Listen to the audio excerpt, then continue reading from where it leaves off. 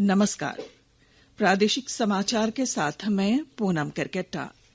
पहले मुख्य समाचार। प्रधानमंत्री नरेंद्र मोदी आज से गुजरात के 2 दिन के दौरे पर रहेंगे। विभिन्न विकास परियोजनाओं की करेंगे शुरुआत। राज्यपाल ने राज्य सरकार को कोर्ट फीस विधेयक 2021 के प्रावधानों पर पुनर्विचार करने का दिया निर्देश। झारखंड हाईकोर्ट ने कहा, बाबूलाल मरांडी के दल बदल मामले में विधानसभा से लिखित बहस अदालत में आने के बाद स्पीकर कोर्ट की कार्रवाई पर लिया जाएगा निर्णय। 3 मैचों की T20 क्रिकेट श्रृंखला के पहले मैच में भारत ने दक्षिण अफ्रीका को 8 विकेट से हराया और राष्ट्रीय खेलों में हिस्सा लेने झारखंड की 24 सदस्यीय तीरंदाज दल गुजरात रवाना। उद्घाटन समारोह में पाइका नृत्य की प्रस्तुति देंगे राज्य के कलाकार। और अब समाचार विस्तार से। प्रधानमंत्री नरेंद्र मोदी आज से गुजरात के 2 दिन के दौरे पर रहेंगे। इस दौरान प्रधानमंत्री अनेक ढांचागत और विकास परियोजनाओं की आधारशिला रखेंगे। इन परियोजनाओं पर 29,000 करोड़ रुपए से अधिक की लागत आएगी। दिन में 11 बजे श्री मोदी सूरत में 3,400 करोड़ रुपए से अधिक की कई विकास परियोजनाओं का लोकार्पण करेंगे और आधारशिला भी रखेंगे। इसके बाद वे भावनगर में 5,200 करोड़ रुपए से अधिक की विकास परियोजनाओं का शुभारंभ करेंगे और आधारशिला भी रखेंगे। वहीं शाम 7 बजे वे अहमदाबाद में नरेंद्र मोदी स्टेडियम में 36वीं राष्ट्रीय खेलों का उद्घाटन करेंगे। श्री मोदी देश भर से इन खेलों में हिस्सा लेने वाले खिलाड़ियों को संबोधित भी करेंगे। आपको मालूम हो कि राष्ट्रीय खेल गुजरात में पहली बार आयोजित किए जा रहे हैं। ये खेल आज से 12 अक्टूबर तक चलेंगे। देश भर से करीब 15,000 खिलाड़ी विभिन्न प्रतियोगिताओं में हिस्सा लेंगे। खेल प्रतिस्पर्धाओं का आयोजन अहमदाबाद, गांधीनगर, सूरत, वडोदरा, राजकोट और भावनगर में किया जाएगा। शाम में प्रधानमंत्री अहमदाबाद में GMDC ग्राउंड में नवरात्र उत्सव में भी हिस्सा लेंगे। वहीं वे कल सवेरे 10:30 बजे गांधीनगर मुंबई वंदे भारत एक्सप्रेस को गांधीनगर स्टेशन से झंडे दिखाकर रवाना करेंगे और वहां से कालूपुर रेलवे स्टेशन तक उसमें यात्रा करेंगे। दिन के 11:30 बजे वे अहमदाबाद मेट्रो रेल परियोजना का शुभारंभ करेंगे और कालूपुर स्टेशन से दूरदर्शन केंद्र मेट्रो स्टेशन तक इसकी सवारी करेंगे। दोपहर 12 बजे श्री मोदी अहमदाबाद एजुकेशन सोसाइटी में आयोजित सार्वजनिक कार्यक्रम में अहमदाबाद मेट्रो परियोजना के प्रथम चरण का उद्घाटन करेंगे। उसके बाद कल शाम 5:45 बजे प्रधानमंत्री अंबाजी में 7,200 करोड़ रुपए से अधिक लागत की विभिन्न परियोजनाएं राष्ट्र को समर्पित करेंगे और आधारशिला रखेंगे। प्रधानमंत्री शाम को अंबाजी मंदिर में दर्शन और पूजा अर्चना करेंगे। श्री मोदी गब्बर तीर्थ में महाआरती में भी शामिल होंगे। प्रधानमंत्री ने कहा है कि प्रधानमंत्री गरीब कल्याण अन्न योजना का विस्तार करने के मंत्रिमंडल के फैसले के दौरान उनकी सहायता सुनिश्चित होगी। एक ट्वीट में श्री मोदी ने कहा कि भारत का बुनियादी ढांचा भविष्यवादी होना चाहिए और नई दिल्ली, अहमदाबाद तथा छत्रपति शिवाजी महाराज टर्मिनल के पुनर्विकास का निर्णय सरकार के इसी दृष्टिकोण को दर्शाता है। उन्होंने कहा कि इन स्टेशनों का आधुनिकीकरण किया जाएगा। प्रधानमंत्री नरेंद्र मोदी ने पीएम स्मृति चिन्ह की नीलामी के प्रति लोगों के उत्साह पर खुशी व्यक्त की है। उन्होंने कहा कि पीएम स्मृति चिन्ह नीलामी से प्राप्त राशि नमामि गंगे पहल पर खर्च की जाएगी। आकाशवाणी अनूठी पहल के साथ स्वतंत्रता के 75 वर्ष का उत्सव मना रहा है। इसका शीर्षक है आजाद भारत की बात, आकाशवाणी के साथ।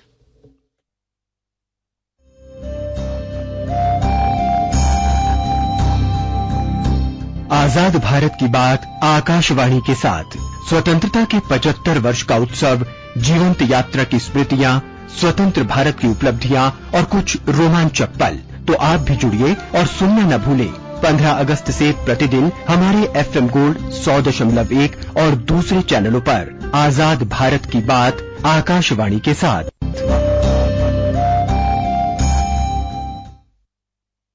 राज्यपाल रमेश बैस ने राज्य सरकार को कोर्ट फीस संशोधित विधेयक 2021 के प्रावधानों पर पुनर्विचार करने का निर्देश दिया है। राज्यपाल ने यह निर्देश राज्य के जनजातीय समुदाय के हितों को ध्यान में रखते हुए दिया है। यह संशोधित विधेयक 22 दिसंबर 2021 को झारखंड विधानसभा में पारित किया गया था और 11 फरवरी 2022 को राज्यपाल की ओर से इस पर सहमति भी दी गई थी। इसके बाद राज्यपाल के पास विधेयक के प्रावधानों के अनुरूप कोर्ट फीस वृद्धि के विरुद्ध कई आवेदन आए, जिसे ध्यान में रखते हुए राज्यपाल ने प्रावधानों पर पुनर्विचार करने को कहा है। इस संबंध में राज्यपाल से 25 जुलाई को झारखंड राज्य बार काउंसिल का प्रतिनिधिमंडल भी मिला और कोर्ट फीस में हुई वृद्धि को वापस लेने की मांग करते हुए विधि सम्मत तय करने को लेकर राज्य सरकार को निर्देश देने का आग्रह किया था। आकाशवाणी के ताजा तरीन समाचारों के लिए आप हमारी वेबसाइट newsonair.com पर लॉग ऑन कर सकते हैं।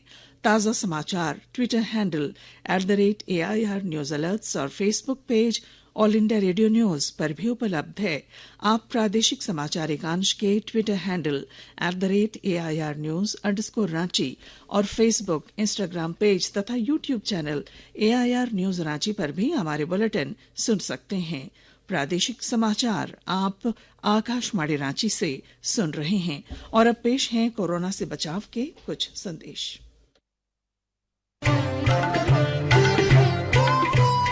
कोविड-19 से बचाव और सुरक्षित रहने के 3 उपाय। मास्क लगाएं, 2 गज दूरी है जरूरी, सुरक्षित दूरी रखें, हाथ और मुंह साफ रखें।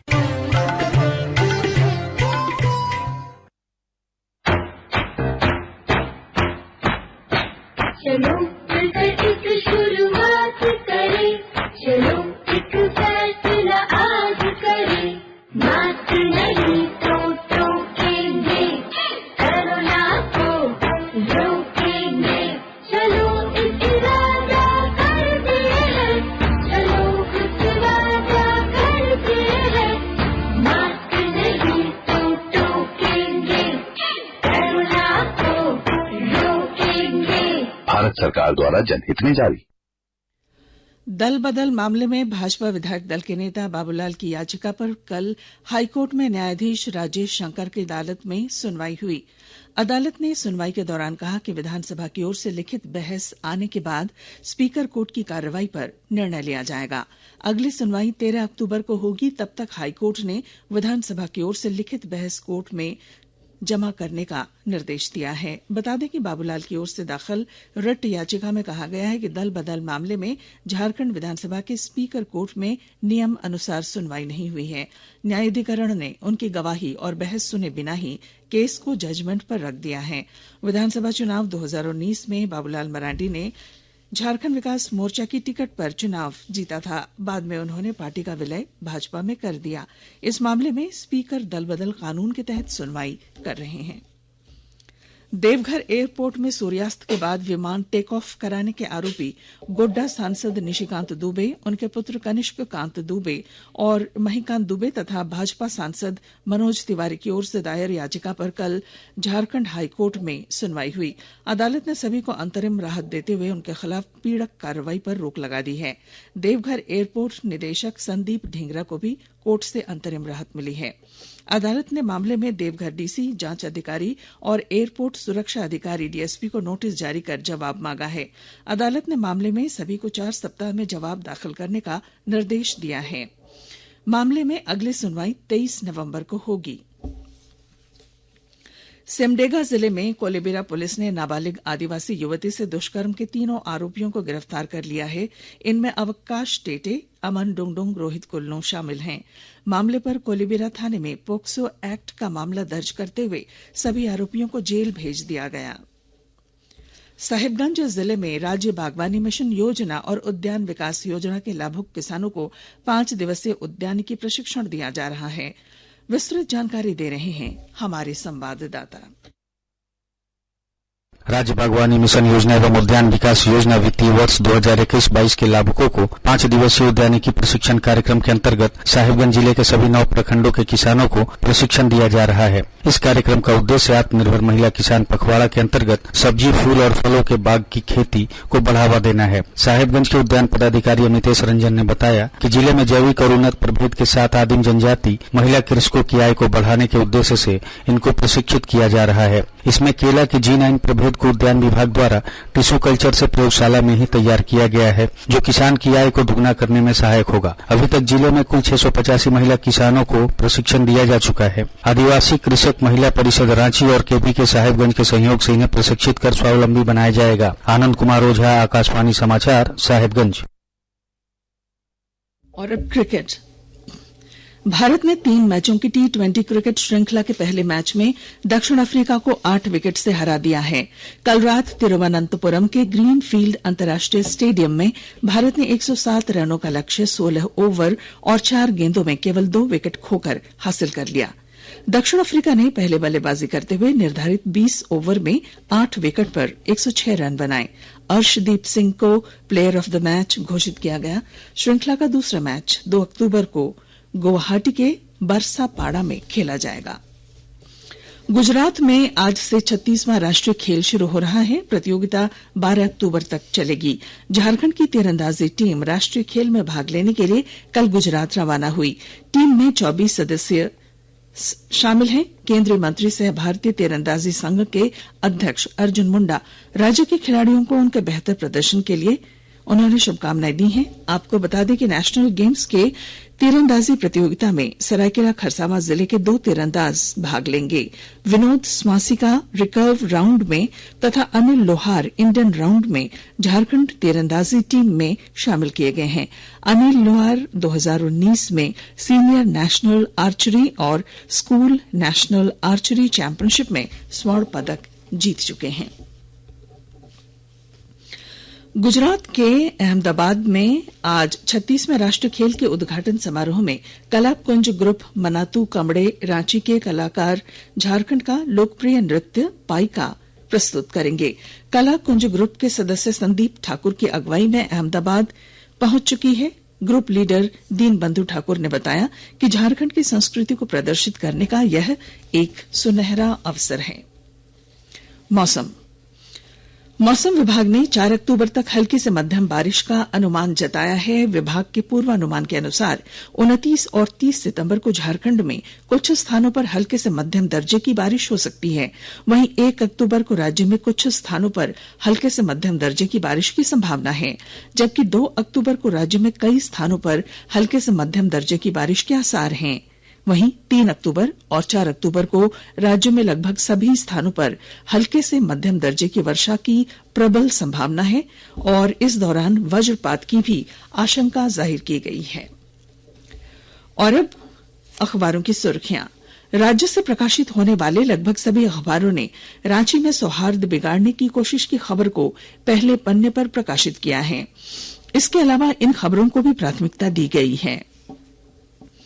प्रभात खबर ने केंद्रीय कर्मचारियों के महंगाई भत्ते में 4% की बढ़ोतरी को पहली सुर्खी बनाया है। दैनिक भास्कर ने कोयला कामगारों को 76,500 रुपए बोनस मिलने की खबर को पहले पेज पर प्रकाशित किया है। दैनिक जागरण ने कोर्ट फीस विधेयक पर पुनर्विचार करने के राज्यपाल के निर्देश को प्राथमिकता से प्रकाशित किया है। वहीं दैनिक हिंदुस्तान ने पीएफआई पर प्रतिबंध लगाए जाने की खबर को पहली सुर्खी बनाई है। अंग्रेजी अखबार हिंदुस्तान टाइम्स ने पीएफआई पर बैन लगाने और द टाइम्स ऑफ इंडिया ने देश के नए सीडीएस की नियुक्ति की खबर को प्रमुखता से पहले पन्ने पर प्रकाशित किया है। और अब अंत में मुख्य समाचार। प्रधानमंत्री नरेंद्र मोदी आज से गुजरात के 2 दिन के दौरे पर रहेंगे। विभिन्न विकास परियोजनाओं की करेंगे शुरुआत। राज्यपाल ने राज्य सरकार को कोर्ट फीस विधेयक 2021 के प्रावधानों पर पुनर्विचार करने का दिया निर्देश। झारखंड हाईकोर्ट ने कहा, बाबूलाल मरांडी के दल बदल मामले में विधानसभा से लिखित बहस अदालत में आने के बाद स्पीकर कोर्ट की कार्रवाई पर लिया जाएगा निर्णय। 3 मैचों की T20 क्रिकेट श्रृंखला के पहले मैच में भारत ने दक्षिण अफ्रीका को 8 विकेट से हराया। और राष्ट्रीय खेलों में हिस्सा लेने झारखंड की 24 सदस्यीय तीरंदाजी दल गुजरात रवाना। उद्घाटन समारोह में पाइका नृत्य की प्रस्तुति देंगे राज्य के कलाकार। और इसके साथ ही आकाशवाणी रांची से प्रादेशिक समाचार का ये बुलेटिन समाप्त हुआ। नमस्कार।